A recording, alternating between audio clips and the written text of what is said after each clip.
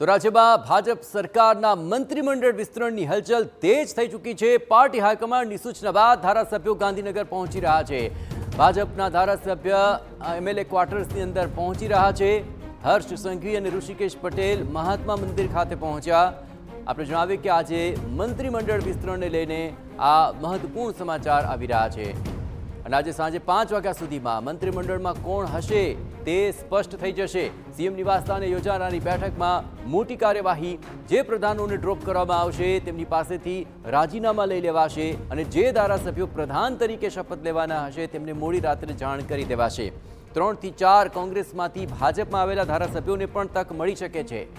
મોટા ભાગમાં નવા પ્રધાનો મૂળ ભાજપના જ હોઈ શકે। તમામ વર્ગ અને સમાજને ધ્યાનમાં રાખી જાતિ સમીકરણ પણ સેટ થઈ શકે।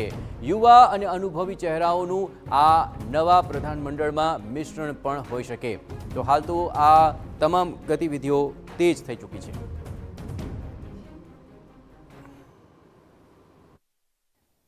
પાર્ટી હાઈકમાન્ડની સૂચના બાદ ધારાસભ્યો ગાંધીનગર પહોંચી રહ્યા છે। કેન્દ્રીય મંત્રીઓની પણ આવવાની શરૂઆત છે તે થવાની છે અને તમામની વચ્ચે મહાત્મા મંદિરમાં કે જ્યાં શપથ સમારોહનું આયોજન થવાનું છે તેની સમીક્ષા પણ ગૃહ રાજ્યપ્રધાન હર્ષ સંઘવી અને કેબિનેટ પ્રધાન ઋષિકેશભાઈ પટેલે કરી છે। ઋષિકેશભાઈ અમારી સાથે ઉપસ્થિત છે। ઋષિકેશભાઈ, 11:30 જે આવતીકાલે શપથ સમારોહ છે, કેવા પ્રકારની તૈયારી છે? કેમ કે સામાન્ય રીતે જે શપથ સમારોહ હોય છે એ રાજભવન થતો હોય છે, પરંતુ આ વખતે મહાત્મા મંદિર કરવામાં આવી રહ્યો છે, તેની પાછળ શું કારણ છે?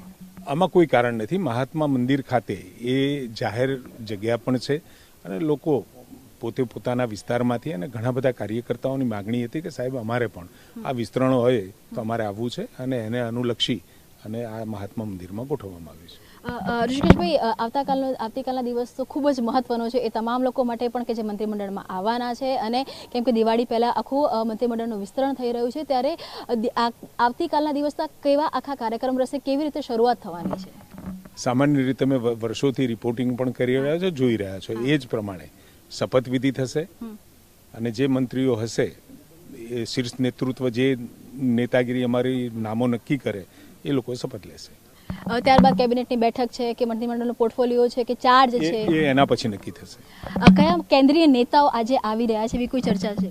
અત્યારે કોઈ એવી સૂચના નથી। બિલકુલ, તો સ્વાભાવિક છે કે જે કેન્દ્રીય નેતાઓ છે એમાં અમિત શાહની વાત કરવામાં આવે તો પણ કે જેપી નડ્ડાની વાત કરવામાં આવે, બંને નેતાઓ છે તે આજે આવી રહ્યા છે। જેપી નડ્ડા એ 2 વાગે આવી રહ્યા છે કે જ્યારે કેન્દ્રીય ગૃહમંત્રી અમિત શાહ એ રાત્રે આવી રહ્યા છે અને મેસેજ એક આપવાનો પ્રયાસ થઈ રહ્યો છે કે ગુજરાતમાં સબ સલામત છે અને ચૂંટણીના 1.5 વર્ષ પહેલાં આ જે વિસ્તરણ છે ત્યારે જ્યારે 6 થી 8 લોકોને ડ્રોપ કરવામાં આવી રહ્યા છે તો એનો કોઈ નેગેટિવ મેસેજ ન જાય તેની માટે જ્યારે મંત્રીમંડળનું વિસ્તરણ છે એને એક અલગ દિશા આપવાનો પ્રયાસ છે અને તેની જે સમીક્ષાઓ છે તે સમીક્ષાઓની શરૂઆત થઈ ચૂકી છે।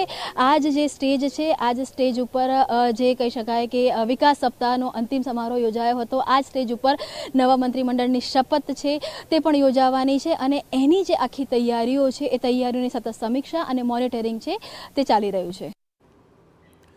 તો મંત્રીમંડળના વિસ્તરણને લઈને અત્યારે તો સૌથી મોટો સવાલ પૂછાઈ રહ્યો છે કે આખરે કોને મળશે સ્થાન અને કોનું પત્તું કપાશે, અને આ તમામ બાબતોને લઈને હવે જે ચહેરાઓ છે તેને લઈને પણ ઘણું બધું આકલન થઈ રહ્યું છે। કારણ કે બપોર 3 વાગે સીએમ નિવાસ સ્થાને જે બેઠક થશે તો કેબિનેટ વિસ્તરણની આ મોટી વાતો આપણી સમક્ષ રાખી રહ્યા છીએ, કારણ કે 3 વાગે સીએમ નિવાસ સ્થાને બેઠક થશે તેમાં જ ઘણો બધો આસાર આવી જશે અને 5 વાગ્યા સુધીમાં તો આખું એ પિક્ચર સ્પષ્ટ થઈ જશે, ક્લિયર થઈ જશે।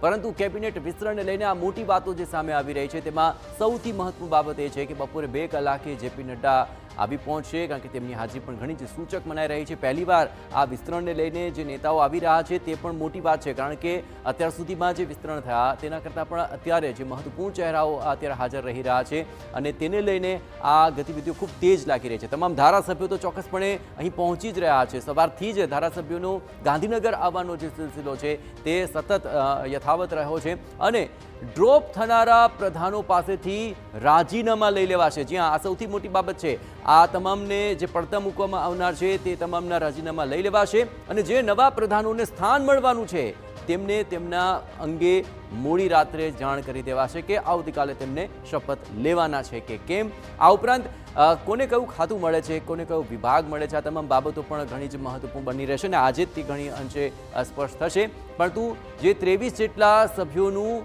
આ પ્રધાનમંડળ હોઈ શકે તેવી પણ એક શક્યતા ચોક્કસપણે સામે આવી રહી છે. એટલે કે વિસ્તરણની અંદર આ તમામ લોકોને સમાવિષ્ટ કરાશે. તમામ જાતિના સમીકરણોને પણ ખાસ ધ્યાને લેવામાં આવશે, કારણ કે જાતિગત સમીકરણ ચોક્કસપણે આગામી ચૂંટણીઓને લઈને પણ અત્યંત મહત્વપૂર્ણ છે. હાલની પરિસ્થિતિને ધ્યાનમાં રાખીને જાતિગત સમીકરણોને ધ્યાનમાં રાખીને નવા ચહેરાઓને સ્થાન મળી શકે. ખાસ કરીને કોંગ્રેસમાંથી આવેલા જે 3 થી 4 ધારાસભ્યો છે તેમને પણ આ વિસ્તરણમાં પ્રધાનમંડળમાં સ્થાન મળી શકે તેવી પ્રબળ શક્યતાઓ અત્યારે જોવા મળી રહી છે. અને સાથોસાથ આજે 3 વાગે જે સીએમ નિવાસ સ્થાને બેઠક મળવાની છે ત્યાં ઘણો બધો આસાર આવી જશે અને ત્યારબાદ હવે 5 વાગે આ નવા પ્રધાનમંડળની અંદર કોણ સમાવિષ્ટ થાય છે અને કોણ તેમને પડતા મુકાય છે તે પિક્ચર ક્લિયર થશે.